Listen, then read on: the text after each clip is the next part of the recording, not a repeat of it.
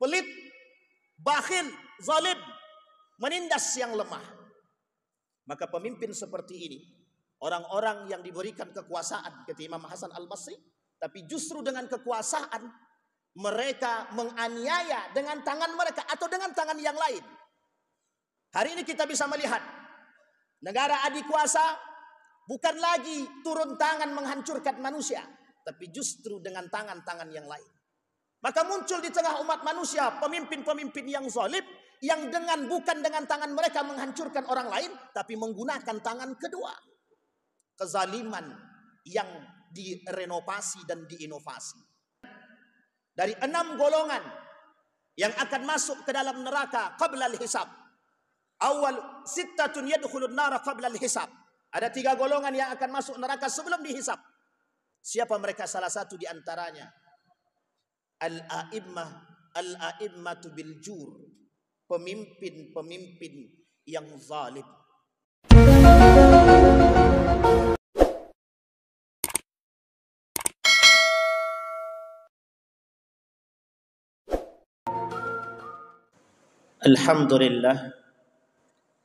Alhamdulillahilladzi arsala rasulahu bil huda wa dinil haqq liyudhhirahu 'alad dini kullih wa kafa billahi shahida. Ashhadu an la ilaha illallah wahdahu la syarika la wa ashhadu anna Muhammadan 'abduhu wa rasuluh la nabiyya ba'd. Allahumma salli wa sallim wa barik ala hadzal nabiyil karim. Allahumma salli ala Muhammad wa ala ali Muhammad fil alamin innaka Hamidum Majid. Ittaqullaha haqqa tuqatih wa la tamutunna illa wa antum muslimun. Innallaha wa malaikatahu yusalluna 'alan nabi ya ayyuhalladzina amanu sallu 'alaihi wa sallimu taslima. Wa qala Allah ta'ala ya ayyuhan nasu taqu rabbakumul ladzi khalaqakum min nafsin wahidah wa khalaqa minha zawjaha wa batha minhuma rijalan katsiran wa nisaa wattaqullaha alladzi tasaaluna bihi wal arham innallaha kana 'alaikum raqiba.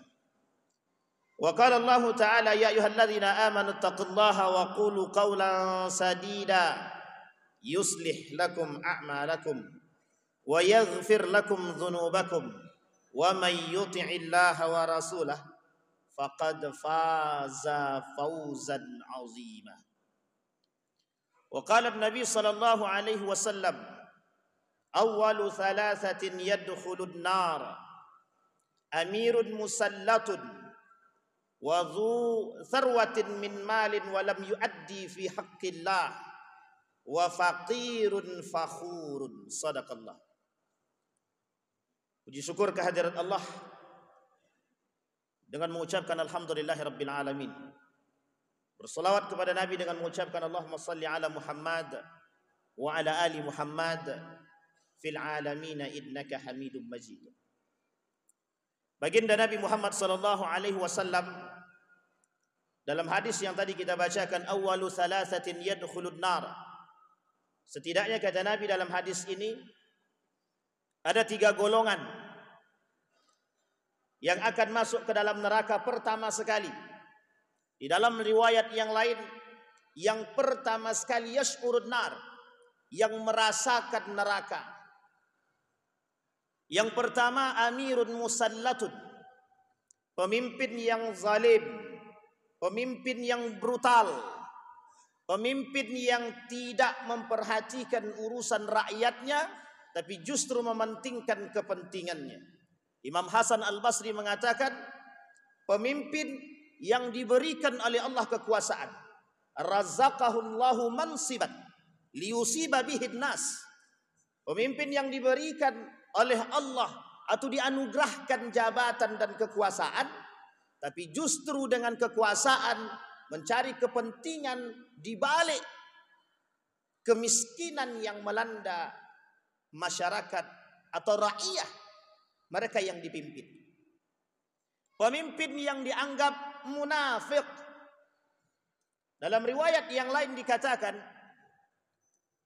jika seorang pemimpin berusaha memimpin satu bangsa, maka masuk dalam kategori al-jihadu fi sabilillah wa in amana billah, jika mereka beriman kepada Allah. Bagian daripada jihad adalah mengurus urusan rakyat, adalah bagian daripada jihad. Sehingga di dalam riwayat yang lain, wa awwalu thalathatin yash'urul jannah, orang yang pertama sekali yang akan merasakan surga, yaitu amirun aminun, pemimpin yang beriman, pemimpin yang mujahid, pemimpin yang berjihad bagi rakyatnya, pemimpin yang tahu apa yang dirasakan oleh rakyatnya. Ada pemimpin yang merasakan, yang memiliki kekuasaan, menikmati tempat, sementara ada pemimpin yang tidak tahu bahwa ada rakyat yang jauh lebih sengsara daripada sengsara itu sendiri. Maka kategori pemimpin seperti ini masuk dalam kategori munafik, masuk dalam kategori pemimpin yang zalim. Maka kata Nabi, kalau dia beriman kepada Allah, maka pemimpin seperti ini masuk dalam kategori mujahid, yang berjihad, yang bersungguh-sungguh, yang mempertahankan hak-hak rakyat dia. Nah, orang seperti ini yash'ur al-jannah fi awwali marrah, merasakan surga pertama sekali. Tapi ingat, di dalam riwayat yang lain ada perbandingan. Awwalu thalathatin yash'urun nar, dalam riwayat selanjutnya awwalu thalathatin yash'urul jannah, dalam riwayat yang lain awwalu thalathatin yash'urun nar. Hadis ini digandeng. 3 yang merasakan surga dan 3 yang merasakan neraka. Ma'asyiral muslimin rahimakumullah. Potret pemimpin yang zalim atau pemimpin yang beriman adalah rakyat. Jika rakyat beriman, maka otomatis yang dipilih adalah pemimpin yang beriman. Jika rakyat tak beriman, maka yang dipilih adalah pemimpin yang tidak beriman. Maka tak salah ketika seorang ulama mengatakan potret daripada seorang pemimpin adalah makmumnya, rakyatnya. Maka di sini peran seorang pemimpin menjadikan rakyatnya yang tidak baik menjadi lebih baik, yang tidak mapan menjadi lebih baik. Seperti yang dilakukan oleh Nabi Yusuf, memutarbalikkan dunia, yang kaya menjadi miskin, yang miskin menjadi kaya, karena ada sebab, ada dampak. Apa dampaknya, apa sebabnya yang dilakukan oleh Nabi Yusuf? Nabi Yusuf melihat orang kaya tak punya perhatian kepada yang miskin. Maka ketika Nabi Yusuf menjadi bendahara negara, dimiskinkan oleh Nabi Yusuf orang-orang tertentu yang memang mereka dahulunya semasa kaya, pelit, bakhil, zalim, menindas yang lemah. Maka pemimpin seperti ini, orang-orang yang diberikan kekuasaan kata Imam Hasan Al-Basri, tapi justru dengan kekuasaan mereka menganiaya dengan tangan mereka atau dengan tangan yang lain. Hari ini kita bisa melihat negara adikuasa bukan lagi turun tangan menghancurkan manusia, tapi justru dengan tangan-tangan yang lain. Maka muncul di tengah umat manusia pemimpin-pemimpin yang zalim, yang bukan dengan tangan mereka menghancurkan orang lain, tapi menggunakan tangan kedua. Kezaliman yang direnovasi dan diinovasi. Maka dalam riwayat yang lain, kata Nabi, dari 6 golongan yang akan masuk ke dalam neraka qabla al-hisab. Awal sittatun yadkhulun nara qabla al-hisab. Ada 3 golongan yang akan masuk neraka sebelum dihisab. Meskipun derajat hadis ini sahih, derajat hadis ini adalah dhaif, tapi sebagian ulama mengatakan menghasankan hadis tersebut. Siapa mereka? Salah satu di antaranya al-a'immatu bil jur, pemimpin-pemimpin yang zalim.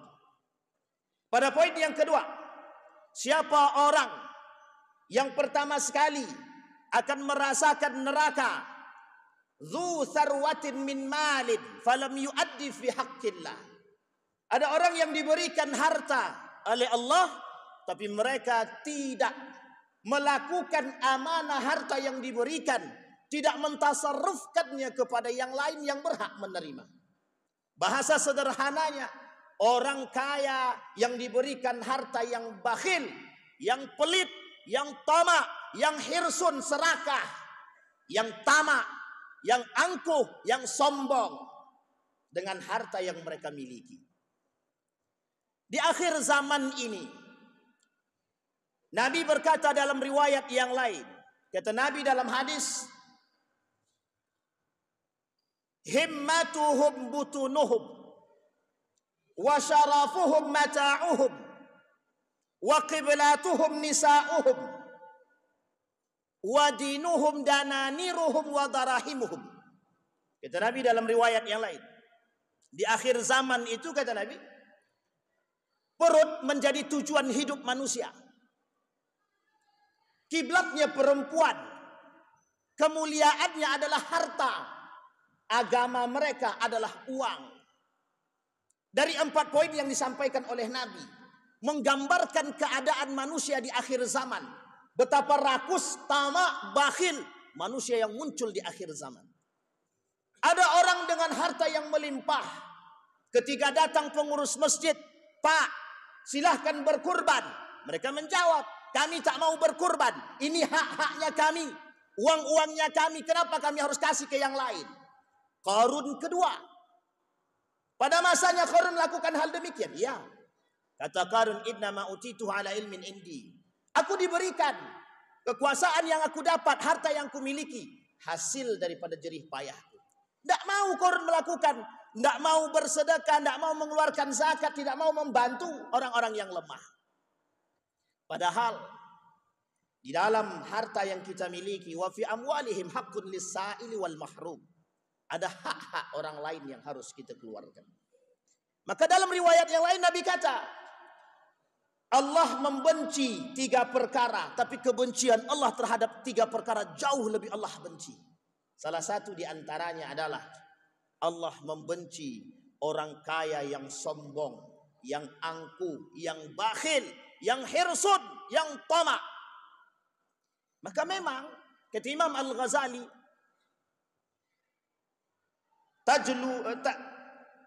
taksur rijala mahabatan wa majalasa. Innad darahima taksur rijala wa mahabatan. Kelak di akhir zaman, kata Imam Al-Ghazali, yang membuat manusia terhormat itu bukan iman, tapi harta. Sehingga yang muncul di tengah umat manusia kelak di akhir zaman, orang-orang yang rakus dengan harta yang dia miliki. Tapi uniknya, penyakit yang tumbuh dalam diri orang-orang yang rakus dan serakah, ahalla harama wa harrama halal. Mereka akan menghalalkan yang haram dan akan mengharamkan yang halal. Apapun caranya akan mereka lakukan untuk memperkaya diri. Apapun caranya akan mereka lakukan untuk memiskinkan orang. Terutama dalam urusan perniagaan. Manusia berlomba-lomba dalam urusan perniagaan. Bukan untuk memakmurkan agama. Bukan untuk mensejahterakan manusia. Tapi justru mencari tujuan utama daripada perut mereka. Kemuliaan mereka. Agama mereka. Maka tak salah ketika Nabi berkata, kelak yang menjadi Tuhan di tengah umat manusia adalah harta. Yang ketiga, kata baginda Nabi Muhammad sallallahu alaihi wasallam, faqirun fakhurun. Kata Nabi, di akhir zaman ada orang fakir, fakhur. Ada orang miskin, orang fakir, fukara, tapi sombong, angkuh, tak mau datang kepada Allah. Merasa dengan kefakirannya dan kemampuannya, melepaskan diri daripada kefakiran. Tapi lihat apa yang mereka rasakan. Kefakiran mereka justru menjadikan mereka kufur kepada Allah. Manusia di akhir zaman, kadal faqru an yakuna kufra. Banyak orang-orang yang fakir justru mengantarkan kepada kekufuran. Dengan akibat kefakiran, banyak mengantarkan manusia kepada perbuatan-perbuatan yang salah. pada masanya era jahiliyah, kita ambil contoh, banyak orang yang datang kepada perdukunan hanya untuk membuat diri mereka kaya di hadapan manusia. Kenapa? Pada masa jahiliyah kekayaan membuat mereka terhormat. Sampai hari ini tabiat dan karakter seperti ini masih dilakukan. Banyak kita temukan, terkhusus di Riau, di Pekanbaru, ada, mohon maaf, toko-toko yang bermain dengan jin, syaitan, hanya untuk membuat toko mereka laris. Kesyirikan yang nyata, kekufuran yang nyata diakibatkan karena kefakiran mereka, baik fakir ilmi wal mal, menjadikan mereka kufur kepada Allah. Mereka mengaku beriman kepada Allah, tapi mereka melakukan perbuatan-perbuatan yang syirik, justru mengantarkan mereka kepada kekufuran. Na'udzubillahi tsumma na'udzubillah. Apa kata Nabi dalam riwayat yang lain? Aghdabu thalathan wa bughdi li thalathin ashad. Aku membenci 3 perkara, tapi kebencianku terhadap 3 perkara yang lain jauh lebih aku benci. Aku membenci orang kaya yang sombong, tapi jauh lebih aku benci orang-orang yang fakir yang sombong. Apa maksudnya orang fakir yang sombong? Mereka fakir, tapi mereka tak pernah datang kepada Allah. Mereka fakir, tapi mereka mengemis kepada manusia. Mereka fakir, fakirul iman, fakirul ilmi, wa fakirul mal. Mereka fakir secara iman, mereka fakir secara ilmu, mereka fakir secara harta. Tapi dengan kefakiran mereka justru membuat mereka bukan semakin cinta kepada Allah, tapi justru membuat mereka semakin jauh daripada Allah. Kefakiran yang mereka miliki membuat mereka melakukan perbuatan-perbuatan yang tak pernah Allah ridai, yang tidak Allah sukai. Bahkan ada kefakiran yang mereka miliki justru melampaui batas-batas syariat yang memang mereka lakukan. Uniknya hari ini banyak orang yang fakirul iman, termasuk orang kaya yang sombong dan angkuh, mereka adalah fakirul iman dan fakirul ilmi. Kenapa demikian? Keangkuhan, keserakahan mengantarkan mereka jauh daripada iman kepada Allah, sehingga menyebabkan mereka melakukan perbuatan-perbuatan yang fatal, yang melanggar syariat, bermain dengan ribawi, mencari urusan-urusan dunia, menghalalkan sesuatu yang haram, memunculkan fatwa-fatwa yang tidak disukai, datang kepada orang-orang tertentu melakukan suap-suapan hanya untuk mendapatkan kepentingan dunia dan ingin memenuhi kebutuhan yang tekadnya adalah perut mereka sebagai tujuan hidup.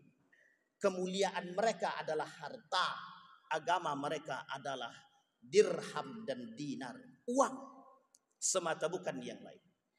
Maka di dalam riwayat yang lain kata Nabi, awwalu thalathatin yuqda yaumal qiyamah. Ada 3 perkara yang kelak akan diperhitungkan di hari kiamat, kata Nabi. Siapa mereka yang akan diperhitungkan kelak di hari kiamat? 3 golongan. Disebutkan oleh para ulama, mal makna yuqda. Makna yuqda adalah ashkhas, orang-orang yang kelak di hari kiamat mereka juga termasuk dalam golongan diperhitungkan dan akan masuk ke dalam neraka. Awal, pertama, orang yang mengaku berjihad di jalan Allah. Orang yang mengaku lisannya berbuat demi rakyat, tapi pada hakikatnya bukan untuk rakyat. Satu ketika hadis ini kemudian dibacakan oleh baginda Nabi Muhammad SAW. Al-mujahid fima jahadta jahadtu fika. Qala Allah kadzabta wa taqulul malaika kadzabta. Kata Allah, engkau dusta. Kalian tidak berjihad untuk rakyat, kalian tidak berjihad untuk Allah, kalian tidak berjihad untuk Rasulullah. Walakin jahadta liyuqalu mujahidan. Kau berjihad, kau bekerja keras, kau bersungguh-sungguh mengatasnamakan dirimu bohong. Tapi kalian berjihad atas nama manusia agar engkau dipanggil sebagai seorang pahlawan, agar engkau dipanggil sebagai seorang mujahid, agar engkau dipanggil sebagai orang yang baik, orang yang bersungguh-sungguh bekerja keras. Fa'udkhilan nar, mereka dimasukkan ke dalam neraka. Yang kedua, ta'allama fima ta'allamtal Qur'an wa fima ta'allamtal ilma wa qara'tal Qur'an. Untuk siapa kalian belajar ilmu? Untuk siapa kalian membaca Al-Qur'an? Dinukil oleh Imam Nawawi dalam kitabnya At-Tibyan fi Adab Hamalatil Qur'an. Kemudian dikatakan, ta'allamnal ilma wa qara'nal Qur'ana fika. Kami belajar ilmu untukmu, kami membaca Quran untukmu. Kadzabta. Wa taqulul malaika kadzabta. Kemudian malaikat mengatakan engkau dusta. Ta'allamtal ilma liyuqalu aliman wa qara'tal Qur'ana liyuqalu qari'an. Kemudian pada kalimat yang terakhir disampaikan oleh baginda Nabi Muhammad sallallahu alaihi wasallam. Fima tasaddaqta. Kepada siapa engkau bersedekah? Tasaddaqtu fika. Aku bersedekah untuk dirimu. Wa qala Allah Ta'ala kadzabta wa taqulul malaika kadzabta. Engkau dusta. Malaikat mengatakan engkau dusta. Tasaddaqta liyuqalu mutasaddiqa. Kalian bersedekah agar dipanggil dermawan sakha, agar kalian dipuji oleh manusia. Dalam pada hadis yang kedua ini, 3 golongan juga sama yang akan masuk ke dalam neraka. Para ulama hadis mencoba mengkomparasi, menggabungkan 2 hadis tersebut. Hadis yang pertama dan hadis yang kedua. Pada hadis yang pertama derajatnya hasan, pada hadis yang kedua derajatnya sahih. Artinya apa? Setidaknya dalam hadis ini Nabi memberikan contoh dan ancaman kepada kita.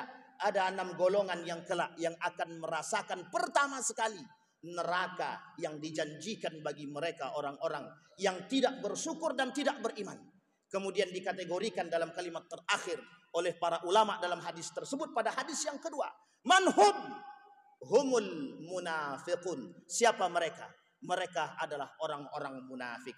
Fa'tabiru ya ulil absar la'allakum tuflihun.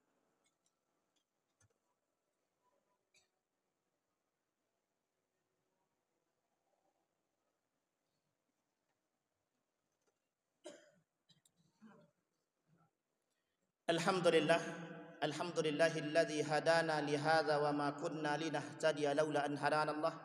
Asyhadu an la ilaha illallah wahdahu la syarika lah wa asyhadu anna Muhammadan abduhu wa rasuluhu la nabiyya ba'd. Allahumma salli wa sallim wa barik ala hadzal nabiyil karim. Allahumma salli ala Muhammad wa ala ali Muhammad fil alamin innaka Hamidum Majid.